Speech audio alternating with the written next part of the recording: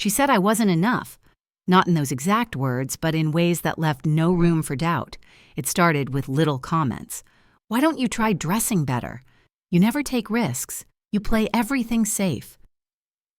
And the one that really burned. Sometimes I wonder what it would be like to be with someone who actually excites me. I remember that one like it was yesterday. She wasn't trying to be cruel. At least, I don't think she was. But that didn't make it hurt less. We'd been together 2 years. I thought we were building something. We talked about moving in, maybe starting fresh in another state, but she had other plans I wasn't part of.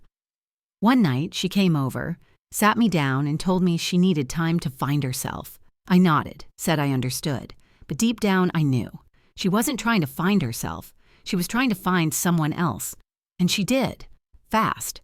Barely a week later, she was all over social media with some guy. He had that look, loud confidence, fake charm, sleeves rolled up to show tattoos that probably meant nothing. She clung to him like he was oxygen. Meanwhile, I was just trying to breathe, but I never said a word, never messaged, never tried to win her back. If I wasn't enough for her, I wasn't going to beg to be. Still, the silence was heavy. I won't lie, I had nights where I broke down. I'd lie awake wondering what he had that I didn't. Was it money? Looks? Swagger? I kept replaying her last words in my head. I just feel like something's missing. Yeah, that something was me showing up for her every damn day. But pain has a way of shaping you. So I got to work. On myself. I hit the gym, not to impress anyone, but to feel strong again. I focused at work. Got promoted within months. I started going out again, even dated a little. But more importantly, I stopped looking for her in everyone I met. I started showing up for myself the way I used to show up for her. Then one evening, after almost 8 months of silence, I got a knock at my door. It was raining. I remember that clearly. I opened it, and there she was. No umbrella, no makeup, just soaked hair, puffy eyes, and a shaky voice. "Can I come in?" I didn't say anything, just moved aside. She stepped in like a ghost walking through a memory, looked around like she expected everything to be the same. It wasn't. She sat on the edge of the couch. I leaned against the wall. She was quiet for a long time. Then she started talking. She told me the guy she left me for turned out to be someone else entirely. Charming in public, manipulative in private, the kind who sweet-talks you one minute, then belittles you the next. She said he made her feel small, that he twisted her into someone she didn't recognize, that the excitement she wanted came at the cost of her peace.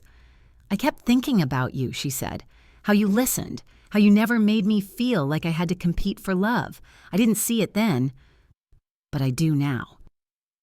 And then she broke down. "I'm sorry. I was so wrong. I miss you. It took everything in me not to get pulled back in, because believe me, I still cared. You don't stop loving someone overnight." But something inside me had changed. I looked at her and remembered all the nights I cried over someone who had already moved on. Someone who thought I wasn't exciting enough, bold enough, loud enough. But now she was the one sitting in silence, hoping I'd take her back. I took a deep breath and finally said, "You said I wasn't enough. You left without a second thought." She looked at me, eyes pleading. I didn't know what I had. I nodded slowly. "I believe you," I said. "But the version of me who would have taken you back, he doesn't exist anymore."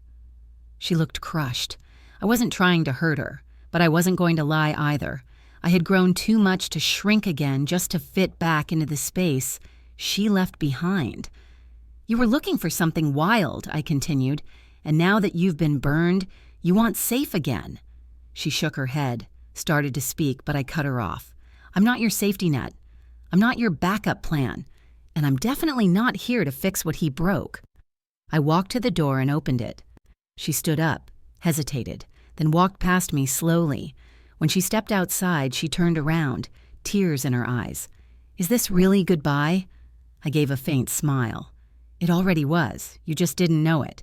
I closed the door, and this time I didn't feel broken. I felt free,